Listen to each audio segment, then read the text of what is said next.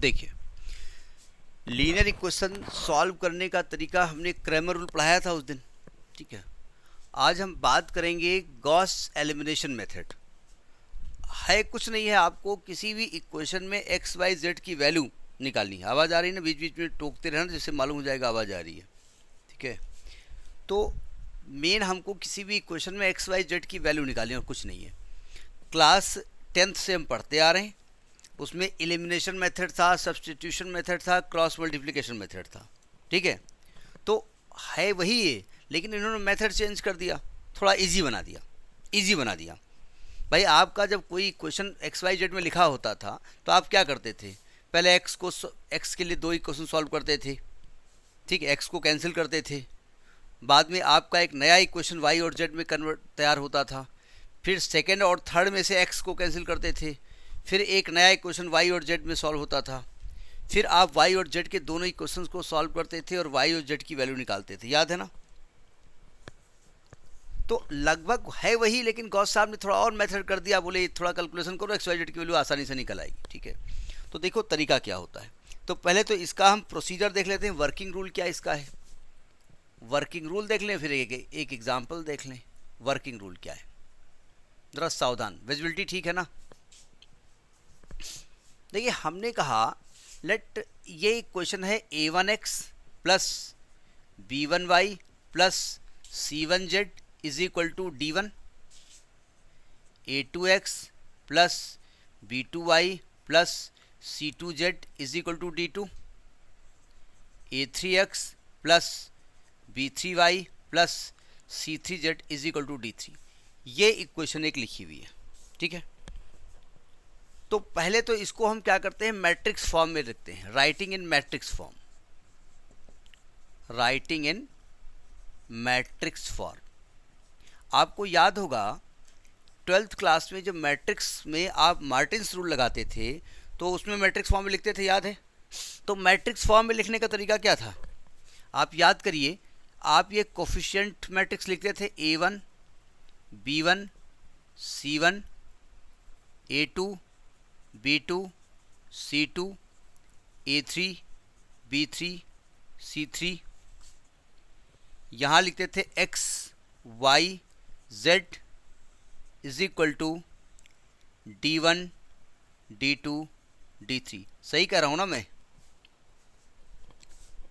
इसके बाद हम क्या करते हैं, एक हम आर्गुमेंटेड मैट्रिक्स बनाते हैं। आर्गुमेंटेड मैट्रिक्स आपने पढ़ी है ना, जब रैंक पढ़ाई गई थी तो वहाँ पर एक ऑगमेंटेड मैट्रिक्स हमने बनानी सिखाई थी। याद है कि नहीं याद है?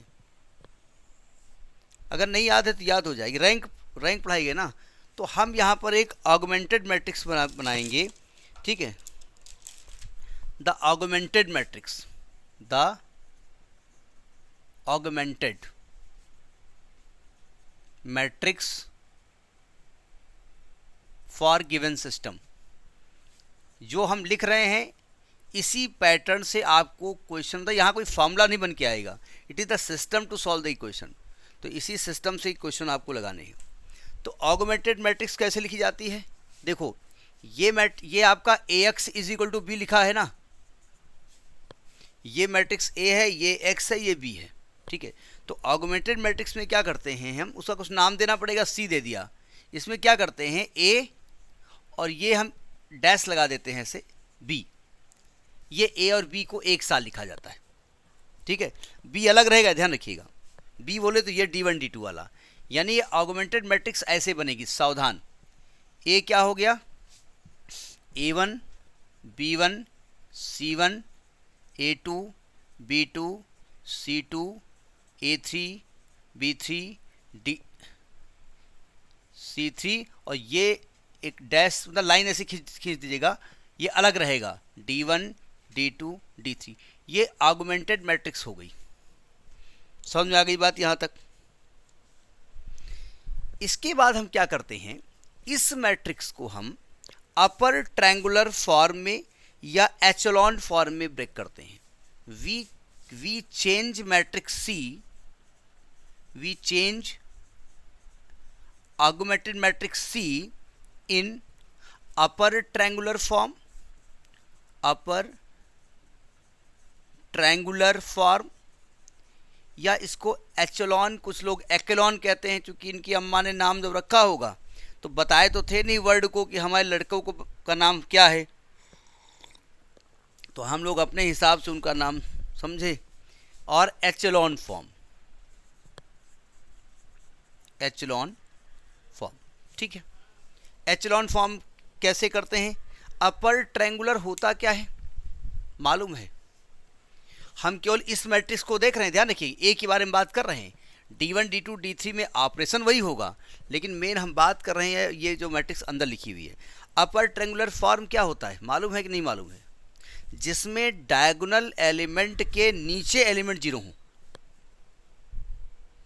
मतलब अपर ट्रायंगुलर फॉर्म में डायगोनल के लोअर एंड में all the elements are zero. ऊपर जीरो हो सकते हैं, हो जाएगा तो अलग की बात है, लेकिन डायगोनल के नीचे जीरो ही होने चाहिए।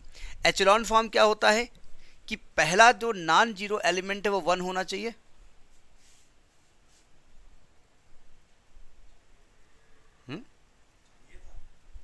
यार हम वर्क कर रहे हैं 1 घंटे बाद, ये 1 होना चाहिए, ठीक है। इसके बाद इसके नीचे दोनों जीरो होने चाहिए, फिर यहाँ पर इधर जो नॉन जीरो एलिमेंट 1 होना चाहिए, उसके नीचे जीरो होना चाहिए, और ये नॉन जीरो एलिमेंट 1 होना चाहिए। समझ में आई बात नहीं आई? इसको हम कहते हैं अपर ट्रायंगुलर फॉर्म, और ये एचलॉन भी कहते हैं। तो हम करेंगे एचलॉन फॉर्म में ब्रेक करेंगे, ठीक है। एचलॉन फॉर्म में करने के बाद में क्या करते हैं ज़रा समझिएगा, इसको नोट कर लिया ना? तो एचलॉन फॉर्म में करने के बाद कुछ ऐसी मैट्रिक्स हमारी बनेगी, देखो, मतलब जो C बनेगी यहाँ 1 आ जाएगा, यहाँ मान लिया B1 B2 ही लिखा है, हमसे कोई मतलब नहीं है, इसके नीचे जीरो होगा, इसके नीचे जीरो हो जाएगा, ठीक है। यहाँ पर भी 1 आ जाएगा या B2 आ जाएगा, लेकिन हम इसको एचलॉन फॉर्म में ही करेंगे। यहाँ 1 आ जाएगा, यहाँ C2 लिखा रहेगा, यहाँ पर जीरो हो जाएगा, यहाँ पर 1 आ जाएगा, और सॉरी, और ये आपका लिखा है D1 D2 D3, ऐसा नहीं, कन्वर्ट ये भी हो जाएगा, चेंज ये भी होगा, हम तो ऐसे लिख दिया है जो भी वैल्यू आएगी। अब क्या करेंगे, इसके बाद हम करेंगे इस करस्पॉन्डिंग एचलॉन फॉर्म की जो मैट्रिक्स है उसे इक्वेशन फॉर्म करेंगे। We form the equation corresponding to this echelon form, we form the equation, we form the equation corresponding to augmented matrix, augmented matrix क्या मतलब हुआ जरा समझिएगा, राइटिंग थोड़ा समझ जाइए हम क्या लिख रहे हैं। ये मैट्रिक्स लिखा हुआ है, देखो ध्यान से, इधर देखो जरा, 1x plus b1y plus b2z बराबर d1, यानी आएगा 1x plus b1y plus b2z बराबर d1, मतलब ये ट्रीट वैसे ही किया जा रहा है जैसा पहले वाला था। फिर 0x plus 1y plus c2z बराबर d2, हाँ, यहाँ पर हाँ c1 हो जाएगा, चलो अरे कुछ भी हो, हमारा मतलब उससे कोई मतलब नहीं, वहाँ जो भी आएगा। तो ये आ जाएगा 0x प्लस 1y यानी 1y प्लस C2z बराबर D2 और Z बराबर D3। अब देखो Z की वैल्यू निकल आई, Z को यहां रख दोगे, इसके ऊपर वाले में x y निकल आएगा, Z और y को यहां रख दोगे x निकल आएगा। तो have you got this method और नॉट? तो ये है आपका गॉस एलिमिनेशन मेथड, मतलब हमने पुरानी वाली जो कोफिशिएंट मैट्रिक्स थी उसको एलिमिनेट करके एक ऑगमेंटेड मैट्रिक्स बनाई, और उस ऑगमेंटेड मैट्रिक्स से एक नई इक्वेशन बनाई, और हमारी इक्वेशन अपने आप वैल्यू देती हुई चली गई। समझ में आई बात नहीं आई? अब एक क्वेश्चन ले लेते हैं और इसी वर्किंग रूल के तहत उसको सॉल्व कर लेते हैं। अब इसमें कैलकुलेशन मिस्टेक नहीं होनी चाहिए। हम अपर ट्रायंगुलर फॉर्म बोले तो हैं, लेकिन हम उसको एचलॉन फॉर्म में ब्रेक करेंगे। एचलॉन फॉर्म अपर ट्रायंगुलर फॉर्म भी होता है, नहीं होता है भाई, उसके डायगोनल के नीचे एलिमेंट जीरो होते हैं, तो वो एक तरीके से अपर ट्रायंगुलर फॉर्म भी हो गया। तो जैसे हमने कहा solve equation by Gauss elimination method. ये गॉस वही वाले हैं अपने इंटरमीडिएट वाले, वही गॉस थ्योरम वाले, मतलब अच्छे मैथमेटिशियन भी थे ये, ठीक है। 2x minus y plus 3z is equal to 9 plus 3z is equal to 9, x plus y plus z is equal to 6 and x minus y plus z is equal to 2। अब जरा एक बात सुनिएगा, हमें किस फॉर्म में break करना है? एचेलॉन फॉर्म में। एचेलॉन फॉर्म में पहला जो एलिमेंट होना चाहिए वो क्या होना चाहिए? 1 होना चाहिए। यानी 1 किसका कोफिशिएंट होता है? x का कोफिशिएंट होता है। अब प्रॉब्लम, अगर मैं इसको मैट्रिक्स फॉर्म में लिखूं तो क्या पहला कोफिशिएंट 2 नहीं होगा यहां पर? तो हम इसको पहला इक्वेशन बने या इसको बने, कोई दिक्कत? तो आप कहेंगे equations can be written as, मतलब ये हमारी जिम्मेदारी है। हम आगे भी चल के जब भी एचेलॉन फॉर्म में ब्रेक करना होगा तो आपको याद हो जब ऑगमेंटेड मैट्रिक्स बनाई जाती थी तो पहले एलिमेंट को 1 लाने के लिए कभी कभी नीचे की रो को ऊपर शिफ्ट कर देते थे, ट्रांसफर कर देते थे, याद है ना? तो हम क्या करेंगे, इस इक्वेशन को x plus y plus z को पहले लिखेंगे। आप चाहो तो इसको पहले लिख दो, x minus y plus z को, फिर लिखेंगे हम x minus y plus z is equal to 2, फिर हम लिखेंगे 2x minus y plus 3z is equal to 9। अब जरा सुनिए ध्यान से। अब आप एक कहेंगे भाई देखिए आपने देखा कि यहाँ कोफिशिएंट 1 आ रहा है तो इजीली आपने कर दिया, और ना देखते तब क्या करते आप? तो देखो भैया, हम उस इक्वेशन को पहले करते जिसे 1 बनाना आसान होता, नहीं समझे? मतलब सिंपली डिवाइड करके बन जाता, तो वहाँ वो उसको करते, जो हमारी मजबूरी थी। अब क्या करेंगे हम इसको? राइटिंग इन मैट्रिक्स फॉर्म,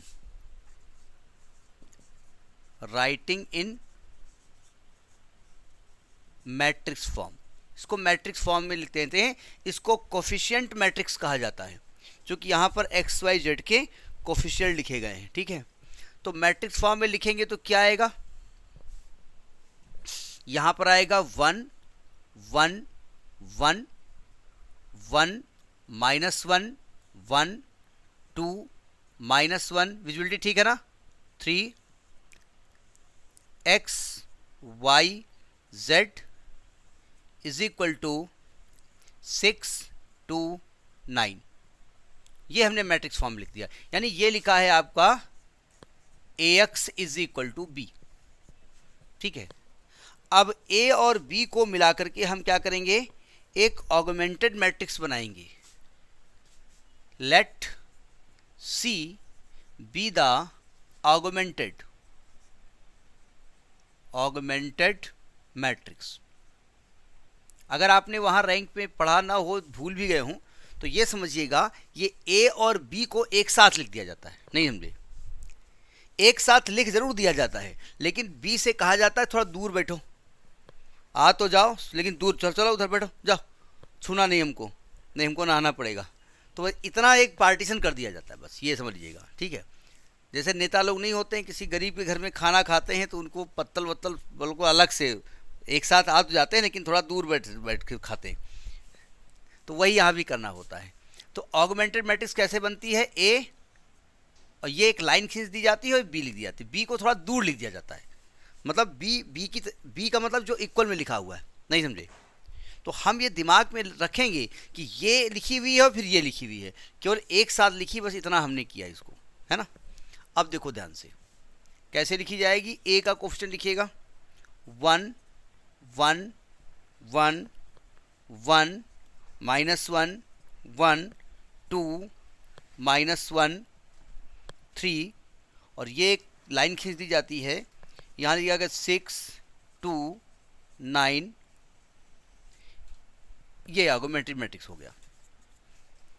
अब क्या करेंगे आप, ऑगमेंटेड मैट्रिक्स को क्या करेंगे, we convert this matrix in echelon और upper triangular form, we change augmented matrix in echelon form. Echelon कुछ लोग एक्लॉन कहते हैं, वैसे इंग्लिश के हिसाब से, मतलब इंग्लिश के नियम के अनुसार से ये एक्लॉन होना चाहिए कि एचेलॉन होना चाहिए। जैसे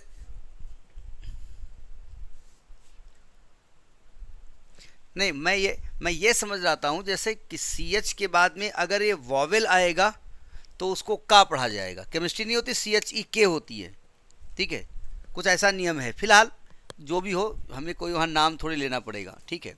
अब ज़रा सावधान, क्या मैं कह सकता हूँ कि यहाँ 1 तो ऑलरेडी है, ये 1 तो बनाने की जरूरत है नहीं, 1 के नीचे 0 आना चाहिए। 0 कैसे आ रहा है, दिख रहा है कुछ आपको? क्या मैं कह सकता, अच्छा यहाँ पर रो ऑपरेशन ही होगा, ये ध्यान रखिएगा। क्या मैं कह सकता हूँ कि R2 में अगर R1 माइनस कर दें तो 0 आ जाएगा, यानी R2 में एक ऑपरेशन करेंगे R2 माइनस R1। अदरा एक बात सुनिए ध्यान से, ये आपका जरा देखिए 1x plus 1y plus 1z बराबर 6 लिखा हुआ है ना, और ये क्या लिखा है, x minus y plus z is equal to 2 लिखा हुआ है, और 2x minus y plus 3z is equal to 9 लिखा हुआ है, लिखा है ना। तो जब हम इसको चेंज करेंगे और इक्वेशन में फॉर्म करेंगे तो ये लिखा वही रहेगा जो लिखा हुआ है, केवल जो वैल्यू आएगी उसमें वो लिख देंगे, बस ये ध्यान रखिएगा। अच्छा R2 0 हो गया, R3 में क्या ऑपरेशन करेंगे, तो आपको दिख रहा है कि R3 में हम माइनस कर दें 2 टाइम्स ऑफ R1, सही कह रहा हूं मैं, तो कर देते हैं इसको, यहाँ इधर रब कर देते हैं, इसकी अब ज़रूरत तो हमको है नहीं, ज़रूरत पड़ेगी तो देखा जाएगा, अभी नहीं ज़रूरत पड़ेगी हमको। सावधान, 1 के नीचे 0 लाने के लिए हम बात कर रहे हैं, है ना। देखो C इज इक्वल टू, सावधान, ये 1 है, इसके नीचे 0 आएगा, इसके नीचे 0 आएगा। यहाँ देखिए, यहाँ पर 1 है, आपने क्या किया है, R2 में इसको माइनस किया है, तो यहाँ क्या आ जाएगा, -2 आ जाएगा, सही कह रहा हूँ मैं, इसमें इसको माइनस किया है ना, तो यहाँ -2 आ जाएगा ना। और इसमें से इसको आपने क्या किया है, -1 में से माइनस किया है 2 टाइम्स ऑफ 1, तो क्या -3 आ जाएगा, -3 आ जाएगा, ठीक है। यहाँ पर 1 ही रहेगा, इसमें से इसको माइनस किया है तो यहाँ 0 आ जाएगा, इस 3 में से आपने माइनस किया है 2 टाइम्स ऑफ 1, यानी यहाँ 1 आ जाएगा। ये एचेलॉन फॉर्म या एक्लॉन फॉर्म, जो भी इनकी अम्मा ने नाम रखा हो हमको नहीं मालूम। यहाँ पर 6 होगा, आप 2 में से 6 को माइनस करो, कितना आएगा, माइनस का 4, और 9 में से आप क्या करोगे, 6 माइनस करोगे 2 से मल्टीप्लाई करके, कितना आएगा, माइनस का 3। मतलब ये प्लस माइनस की गलती नहीं होनी चाहिए, इसलिए हम लिख रहे हैं, ठीक है, माइनस का 3। और जितना दिमाग हम लगाएंगे वो क्या होगा, 2 से मल्टीप्लाई करेंगे क्या होगा, उतनी देर में हमारा पेन चल जाएगा और आंसर आ जाएगा, ठीक है। अब देखो ध्यान से, अब क्या करें, सावधान, इसको -2 से डिवाइड कर दिया जाए, है ना, यहाँ 1 आ जाएगा। तो ये ऑपरेशन कहाँ होने वाला है, R2 में ऑपरेशन होने वाला है, R2 में हम क्या करेंगे, डिवाइड करेंगे -2 से। अच्छा सुनिए ध्यान से, अगर यहाँ नीचे 1 होता है यहाँ, तो हम इसको ऊपर शिफ्ट कर देते उठा करके। हमने कहा था ना कि अगर 1 कहीं पर हमको रिक्वायर्ड है और उसके नीचे कहीं 1 आ रहा होगा, तो वही अपनी फायदे के लिए उसको इस्तेमाल करेंगे। प्लीज़ दादा जरा थोड़ा शिफ्ट हो जाओ। नहीं नहीं नहीं नहीं, यहाँ की बात कर रहा हूँ, इसको शिफ्ट कर देते, मैं इसकी बात कर रहा हूँ। नहीं मैं ये, अच्छा ये दिक्कत कर रहा है, नहीं हमने बताया जैसे यहाँ पर 2, यहाँ 1 होता, यहाँ 2 होता तो शिफ्ट नहीं कर देते थे। अगर वो शिफ्टिंग में कोई और चेंज नहीं हो रहा होगा तब, कि पता चला एक को अपने फायदे के लिए इनवाइट तो कर लिया उसको, अब तो घर में आके वो घुसड़ के 10 लोग खाना खाने में जुटा हुआ है, तो इससे बढ़िया उसके बिना ही काम चलाओ। तो अगर 1 लाने के लिए कहीं शिफ्टिंग करनी पड़ रही है, वो और डिस्टर्ब नहीं कर रहा तो उसको करेंगे, ठीक है, डिस्टर्बिंग एलिमेंट को नहीं करेंगे। सावधान। तो c बराबर क्या आएगा, हमने -2 से इसको डिवाइड किया तो 1 1 1 6, ये आएगा 0 1 0 माइनस का सॉरी प्लस का 2 0 माइनस का 3 1 माइनस का 3, ये हमने कर दिया। ठीक, हमने जबकि जो क्वेश्चन लगाया है हमने मेथड चेंज किया हुआ है, लेकिन चलिए अब आपने बोला तो हमने आपकी बात मान ली। अब सावधान, अब एचलॉन के हिसाब से पहली रो का पहला एलिमेंट 1 है, इसके नीचे क्या होना चाहिए 0, करो 0, क्या करना पड़ेगा R3 में एक ऑपरेशन करेंगे हम, R3 में प्लस करेंगे 3 टाइम्स ऑफ R2, है ना।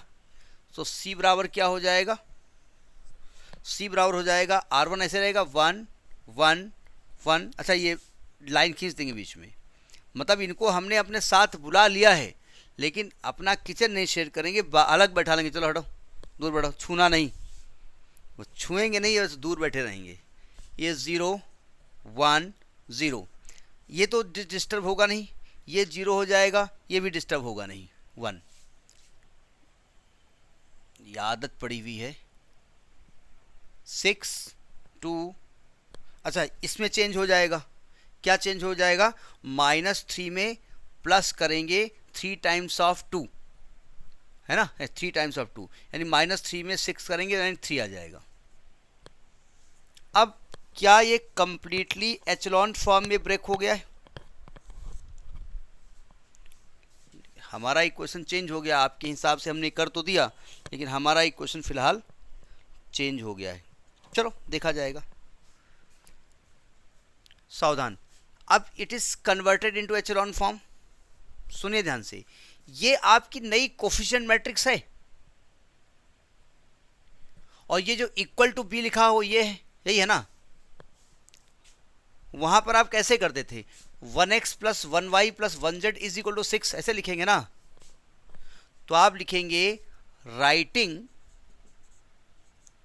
The new linear equations with the help of क्या कहेंगे, ऑगमेंटेड मैट्रिक्स। हम क्या करेंगे, ऑगमेंटेड मैट्रिक्स की हेल्प से हम एक नई इक्वेशन बनाएंगे। क्या बनेगी, पहली इक्वेशन क्या बनेगी, x plus y plus z is equal to 6, ये इक्वेशन नंबर 1 हो गई। दूसरी क्या बनेगी, क्या मैं y कह सकता हूँ, y इज इक्वल टू 2, और तीसरे से z is equal to 3, x निकल नहीं आएगा, putting x y and z in equation 1, putting y and z in equation 1 है x plus y plus z is equal to 6, तो x plus 2 plus 3 is equal to 6, x will come 1, तो x का मान 1। Putting word सही है क्या, गलत नहीं, पुटिंग वैसे सही है इंग्लिश के हिसाब से। पुटिंग का मतलब होता है कि ये चीज उठा के यहां से रख दीजिए, यहां से गायब हो जानी चाहिए, यानी आपने एक जगह से कप उठाया और दूसरी जगह पुट कर दिया, तो जहां पे कप था वहां पर वो नहीं रहना चाहिए, लेकिन मैंने x का मान यहां रख भी दिया और ये यहां लिखा भी हुआ है, तो इसलिए पुटिंग इज रॉन्ग, सब्स्टिट्यूशन सही है, लेकिन कौन इतनी लंबी स्पेलिंग लिखे, मैथमेटिक्स सब कुछ माफ कर देती है। हाँ मैं समझ रहा हूँ, लेकिन हम जब पुटिंग बोलते हैं तो हम पुटिंग को एक बार करेक्ट जरूर कर लेते हैं कि भैया पुटिंग गड़बड़ कहाँ है।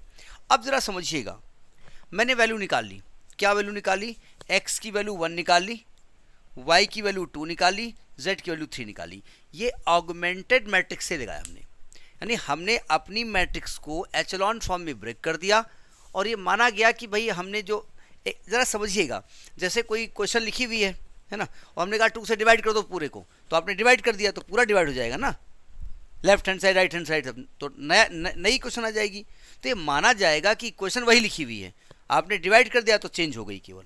तो हमने एक तरीके से अपनी मैट्रिक्स को ऑगमेंटेड मैट्रिक्स के रूप में लिखा, और बाद में ये हम मान लेते हैं कि इक्वेशन वही है, उसका फॉर्म चेंज हो गया है। अब ये XYZ सही है, इसके लिए क्या करें, इसके लिए हमको अपनी जो गिवन इक्वेशन है हमारी, उसको एक बार वेरीफाई कर लेते हैं। देखो इक्वेशन तो इस प्रकार से वेरीफाई करके हम इसमें एक्स वाई जेड की वैल्यू निकाल लेते हैं। तो इक्वेशन आपकी क्या है? इक्वेशन है x plus y plus z is equal to 6। नहीं, पहली इक्वेशन क्या लिखी हुई थी? पहली इक्वेशन लिखी हुई थी, जरा नोट कर लेते हैं। एक इक्वेशन है x plus y plus z is equal to 6, एक इक्वेशन थी। तो जब एक्स वाई जेड का मान रखेंगे तो 6 बराबर 6 आ जाएगा। तो दिस इज योर प्रोसीजर। तो यही इसी को कहते हैं गॉस एलिमिनेशन मेथड। ठीक है, नेक्स्ट में फिर आगे बात करेंगे।